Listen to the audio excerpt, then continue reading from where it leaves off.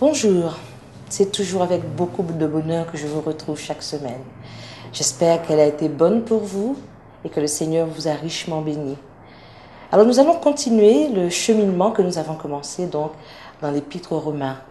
Et la semaine dernière, après avoir vu le péché, son origine, l'impact négatif qu'il a eu donc sur le monde, sur la création de Dieu, il fallait une réponse en adéquation avec ce mal. Et aujourd'hui, donc, c'est le pasteur Enid Cité que nous accueillons. Bonjour Enid. Bonjour Christiane. Je suis très heureuse de t'avoir avec nous. Alors nous allons continuer un petit peu. Voilà, nous allons continuer donc le cheminement dans la lettre adressée aux Romains. Et qu'est-ce que tu nous proposes aujourd'hui? Alors nous allons voir ce que nous propose donc l'étude de cette semaine qui est justifiée par la foi. Cette méthode que Jésus met en place dans sa solution, comment il justifie l'homme, pourquoi, quelle est la nécessité de cela. Donc là, nous allons voir tout cela aujourd'hui avec le groupe de jeunes. En tout cas, je suis déjà très heureuse et je sais que le Seigneur a prévu des choses extraordinaires pour permettre à l'homme de lever la tête un petit peu et d'espérer autre chose. Avec qu'il soit béni et je te souhaite une excellente étude. Merci. Bonsoir à tous. Je suis très heureuse de pouvoir nous retrouver tous ensemble autour de ce thème de la leçon que nous allons donc débattre. Et juste avant, je demanderai donc à Lydie de nous conduire dans la prière. Merci Seigneur, parce que tu nous as permis d'être tous présents ici. Guide-nous par ton Saint-Esprit et sois avec nous, je t'ai prié au nom de ton Fils Jésus pour ta gloire. Amen. Amen. Donc là, ce soir, nous pouvons introduire donc cette leçon intitulée « Justifié par la foi » en faisant ressortir en fait que c'est le péché qui menait à la mort, qui mène à la mort. Et donc si on rentre dans tout le système sacrificiel qui a été mis en place à l'origine, on pourrait se souvenir que c'était un animal, qui mourait pour les péchés commis par l'homme.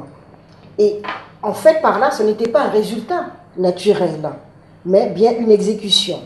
Et donc cela nous permet de conclure que le péché mène à une exécution, à une mort. Et on voit ainsi que les paroles de Dieu et ses actions nous amènent naturellement à croire que le péché mène non seulement à la mort, mais à une exécution. Et ça, c'est quelque chose de dramatique. Et cela signifie que le péché est puni par la condamnation à la mort. Et donc, si nous lisons Romains 3, versets 21 à 26, que Michael va nous lire. Mais maintenant, sans la loi, est manifestée la justice de Dieu, à laquelle rendent témoignage la loi et les prophètes, justice de Dieu par la foi en Jésus-Christ, pour tous ceux qui croient. Il n'y a point de distinction, car tous ont péché et sont privés de la gloire de Dieu, et ils sont gratuitement justifiés par sa grâce, par le moyen de la rédemption qui est en Jésus-Christ. C'est lui que Dieu a destiné à être par son sang, pour ceux qui croiraient, victime propitiatoire, afin de montrer sa justice, parce qu'il avait laissé impunis les péchés commis auparavant, au temps de sa patience. Il montre ainsi sa justice dans le temps présent, de manière à être juste, tout en justifiant celui qui a la foi en Jésus. Donc ce texte nous donne la raison pour laquelle Jésus et son Père avaient pris la décision de délibérer que Jésus devait souffrir terriblement. Mais qu'est-ce que c'est exactement, le fait que Jésus puisse souffrir? Comment peut-on définir cela? Comment les versets de Romains 3 l'expliquent? Qu'est-ce que c'est exactement? Ne l'appelle-t-on pas la justice? Oui. C'est ce que la Bible dit de ce que Michael vient de lire, au verset 26, de montrer sa justice dans le temps présent de manière à ce que tout soit juste. Donc Jésus est venu a fait cette démarche pour que chaque humain soit juste. Alors, de quel genre de justice s'agit-il? Si on lit Romains 3 au verset 25, de quel genre de justice s'agit-il? Moi, je dirais qu'on voit déjà apparaître deux types de justice dans le passage que Michael nous a lu tout à l'heure. La première, c'est la justice concernant l'homme, comment est-ce que Dieu va accorder le titre de juste ou de justifié à l'être humain.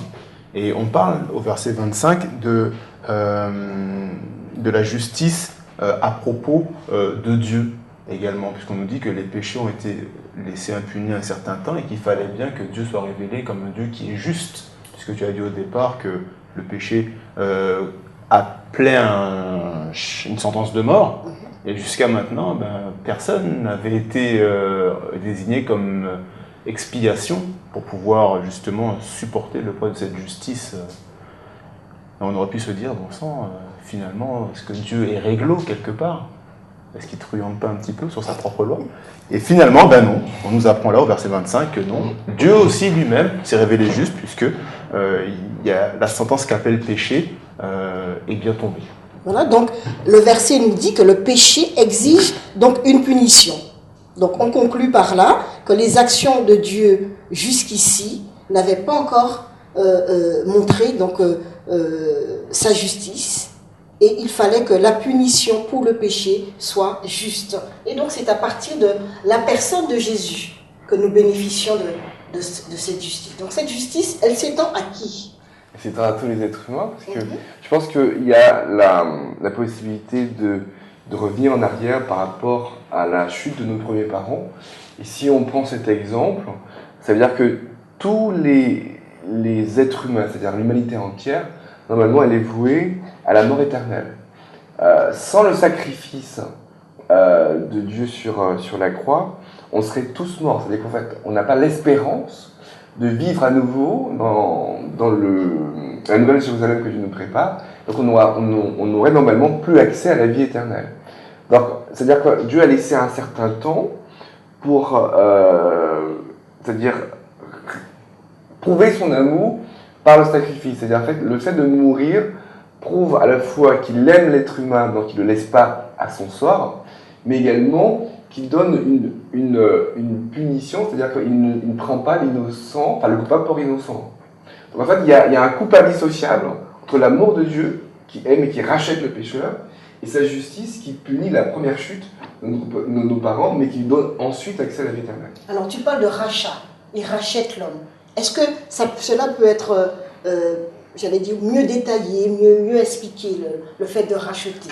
Comment peut-on expliquer ça à nos amis internautes et aux autres qui vont justement partager ce moment d'étude avec nous? Comment expliquer le rachat? Je pense que le terme de rachat est un terme assez difficile à comprendre parce que ce n'est pas quelque chose de palpable.